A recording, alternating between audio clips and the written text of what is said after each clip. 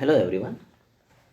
In the previous class we have discussed about the LCAO and direct and indirect semiconductors. So we will continue from there onwards. In today's class we are going to discuss charge carriers in semiconductors, that is electrons and holes. In metals there are number of free electrons that can move easily under the influence of an electric field. In semiconductor, at 0 Kelvin, the valence band is completely filled and the conduction band is empty. So, as temperature is increased, a few electrons receive enough of thermal energy and get excited across the band gap and move to conduction band.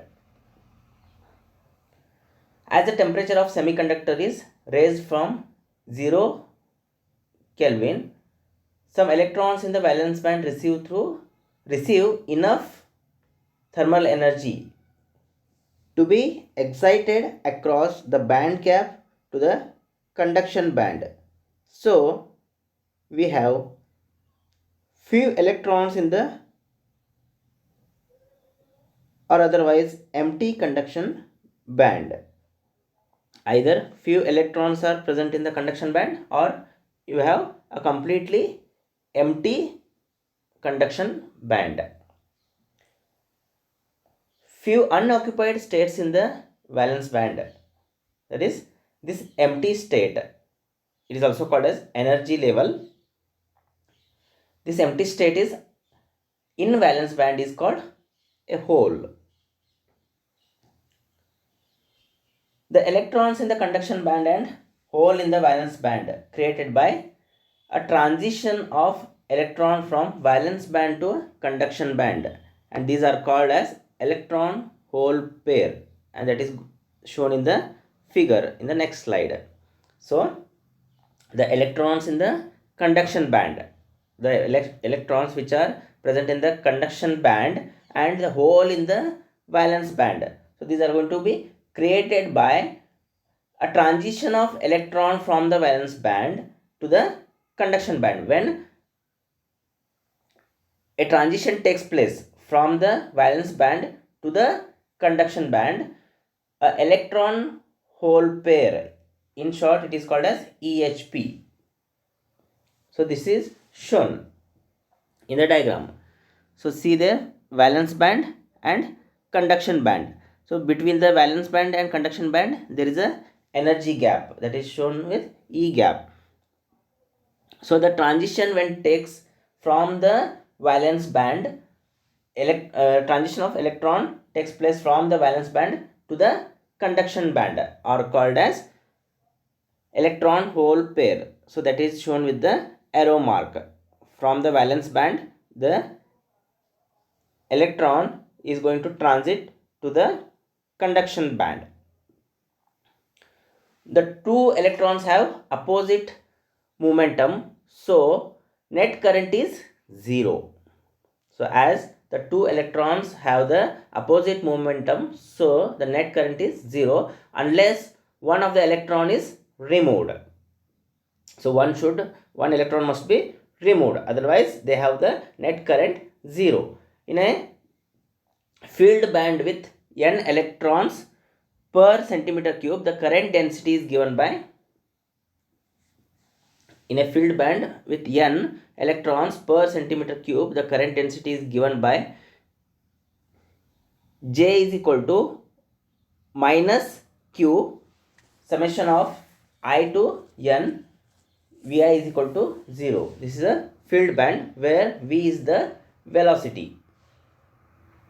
Now if we create a hole by removing the jth electron, so in the previous figure we have seen that one, we have shown with some notation J.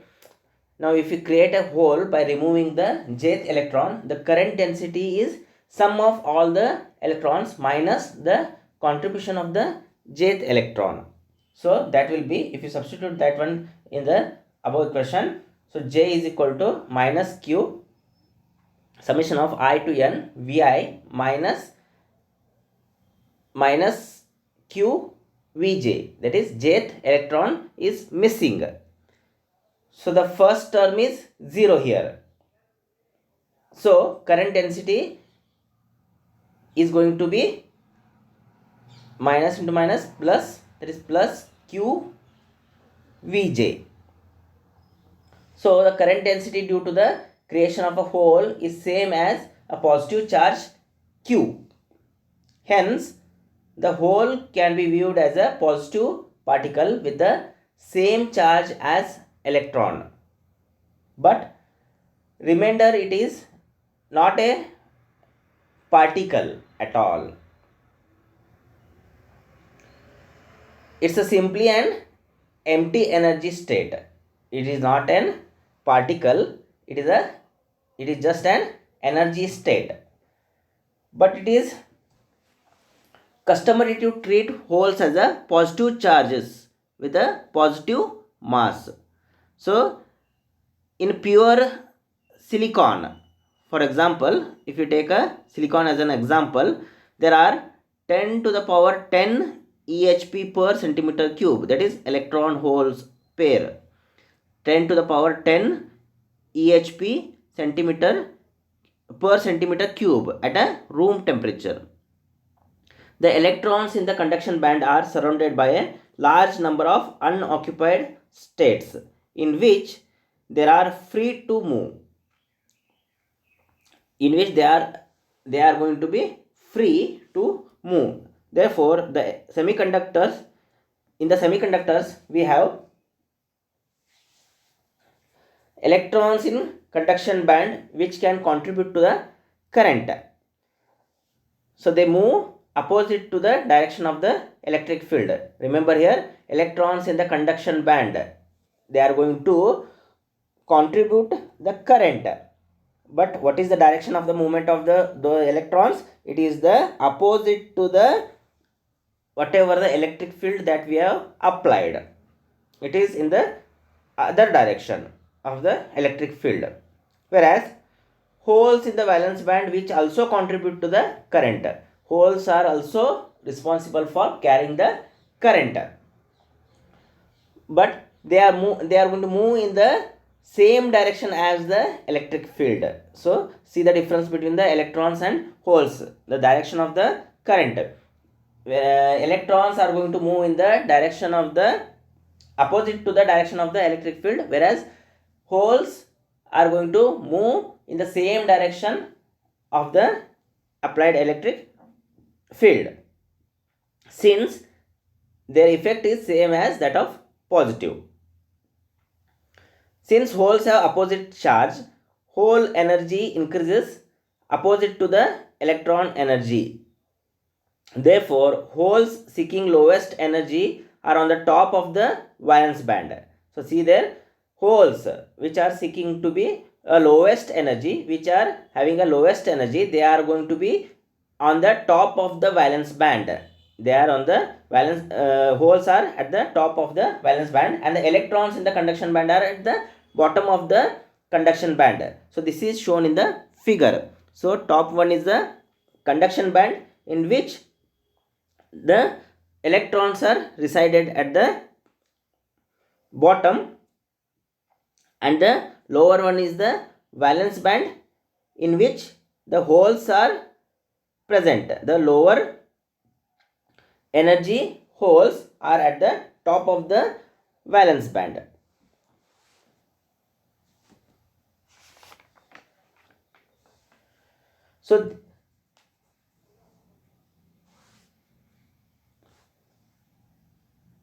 So that figure shows the electron hole pair in a semiconductor. So this figure shows the electron hole pair in a semiconductor. So electron energies increases going up, while hole energy increases going down. So remember here, electrons, its energy is going to be increased by going up, while hole energies increases going down. Electron and hole wave vectors point in opposite direction, and these charge carriers move opposite to each other. So remember here, electron and hole are the charge carriers, and they move in the opposite direction to each other. And E comma K, that is is a function of a energy, that is potential and the kinetic energy, versus the wave vector, which depends on the crystal direction. This is drawn at a particular point in space. So the bottom of the conduction band correspond to zero kinetic energy, and hence given only potential energy. For holes, the top of the valence band is zero kinetic energy. Next topic is intrinsic semiconductor. So intrinsic semiconductor, extrinsic semiconductors, already we have come across these topics in the previous semesters or in PUC level. We'll brush up again these things. Intrinsic semiconductor, a perfect semiconductor without any lattice defect is called intrinsic semiconductor. That means a pure semiconductor without any defects in a lattice is nothing but it is a intrinsic semiconductor. It is of the pure form. Examples are silicon, germanium, without adding any impurities into it. They are a intrinsic semiconductor. There are no charge carriers at 0 Kelvin. At higher temperatures, electron hole pairs are generated, which are the only charge carriers. If you increase the thermal energy at the higher temperatures, the electron hole pairs are going to be generated, which are the only charge carriers. Qualitatively, it's like a breaking the covalent bond in the crystal lattice. The energy required to break the bond is the band gap energy. Remember here, the energy which is required to break the bond is nothing but it's a band gap energy. The electrons and holes are not localized. So here that is shown in the figure. You can observe the figure. It's a silicon.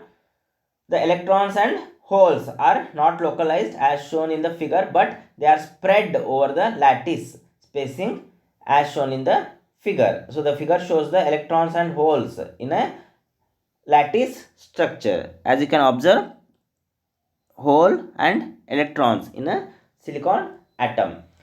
The Fermi level lies in the middle of the band gap. The Fermi level lies in the middle of the band gap, since here we have only the electron hole pair. The number of electrons, as n, in the conduction band is equal to the number of holes in a holes, that is p, in the valence band. So the Fermi level lies in the middle of the band gap.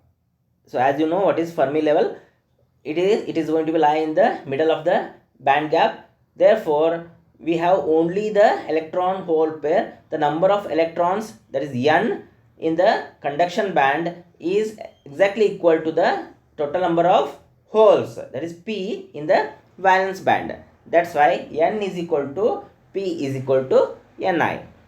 So at a particular temperature, the concentration is ni and is called the intrinsic carrier concentration. The ni is the intrinsic carrier concentration, and it is going to be depending on the band gap and the temperature.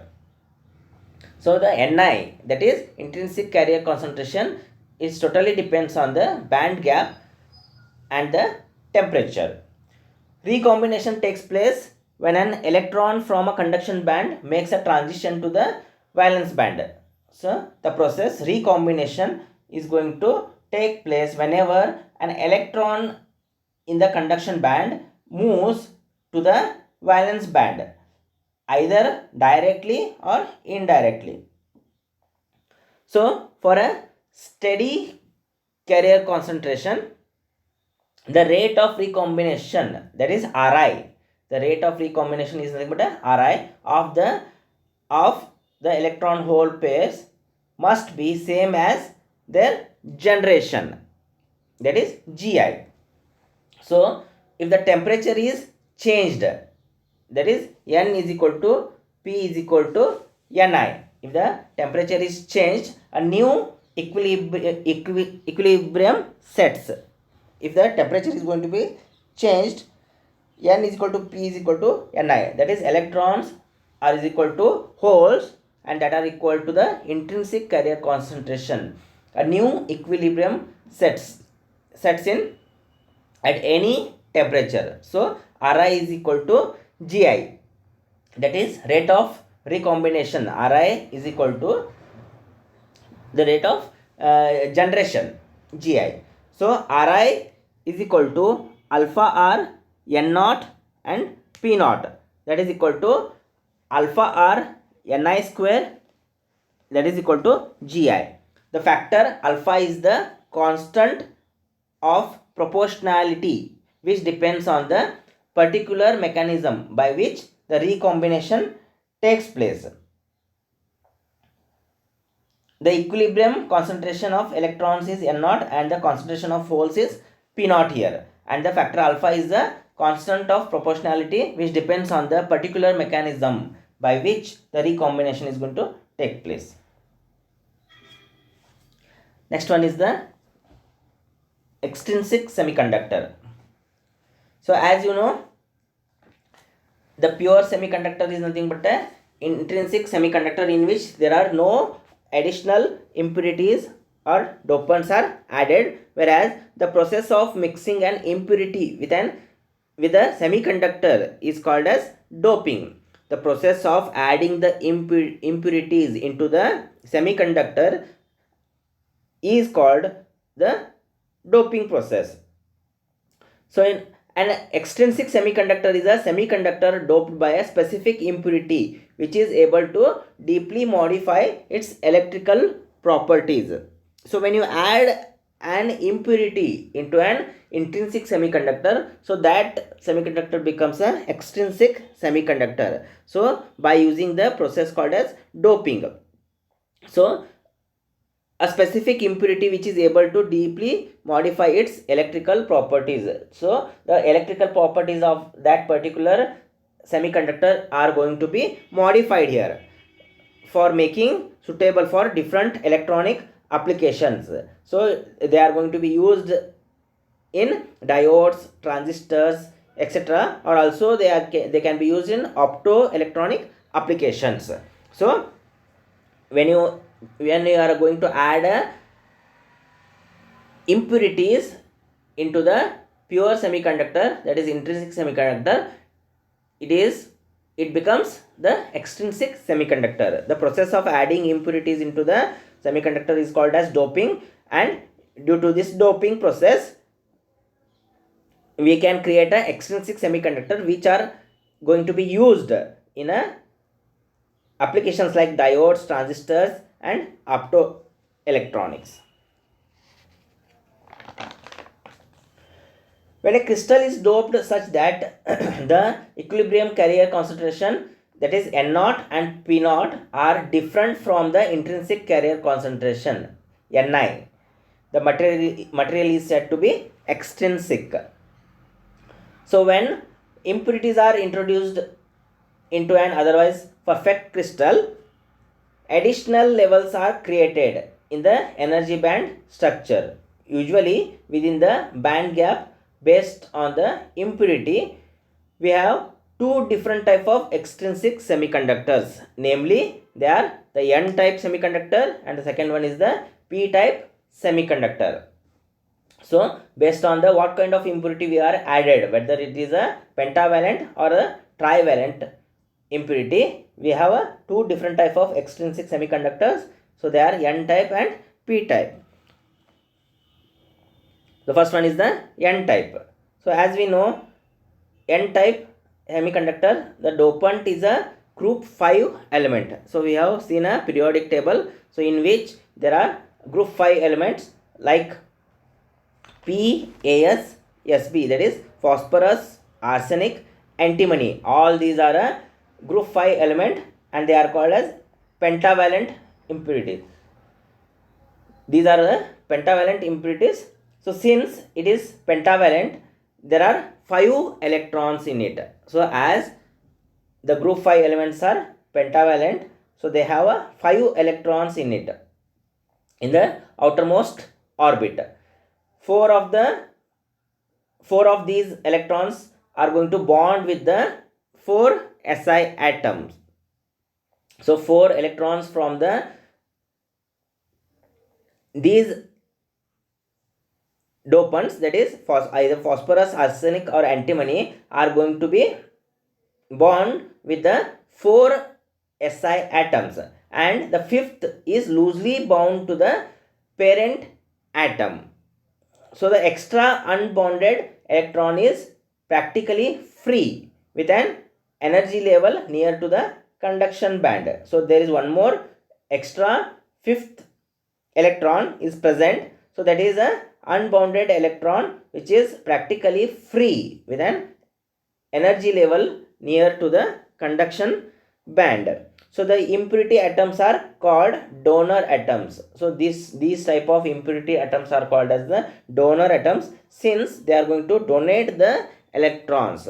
So like this, by using the pentavalent atoms, we can create a n-type semiconductor. So the pentavalent atoms are phosphorus, arsenic, antimony. So these have 5 electrons. So 4 electrons are going to be paired with the or bonded with the 4 atoms of the silicon. One more extra electron is present, which is going to be unbounded electron. So because of this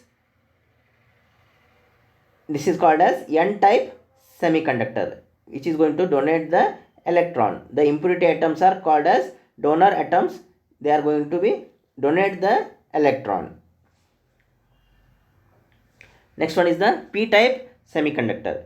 A p-type semiconductor is created whenever a trivalent elements like boron, indium, aluminum, there is B, iron, Al. So such kind of elements are used to dope a pure semiconductor like silicon or germanium. When you dope a semiconductor using trivalent element, it becomes a p-type semiconductor.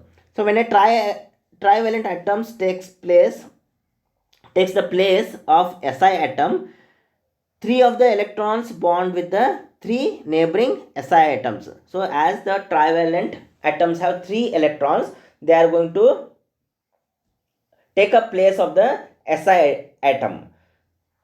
So but here what happens is, there is no electron to bond with the 4th Si atom. There is one more Si atom is remaining, which need actually one more electron to bond. But as we are using a trivalent elements, there is no 4th electron available. So this is going to lead to a hole or vacancy between the trivalent and the 4th silicon atom. So the vacancy is created here because of unavailability of the 4th electron in a trivalent element, because they have only 3 electrons. So this hole initiates a jump of an electron from the outer orbit of the atom in the neighborhood, creating a hole at the side from the where the electron jumps. So what happens is, this hole is going to initiate a jump of an electron from the outer orbit of an atom. The Si atom has the outer orbit, from that where there were 4 electrons, 4 atoms. So 3 of them are going to be bonded with the 3 electrons in the using the trivalent element. The one more atom, that is hole, a vacancy is going to be created. This hole is going to initiate a jump of an electron from a outer orbit of that particular atom into the neighborhood, creating a hole at that particular site from where the electron jumps. A hole is now available for the conduction. So the impurity is called as acceptor here. So this is how the p-type semiconductors are created. Thank you for watching the videos.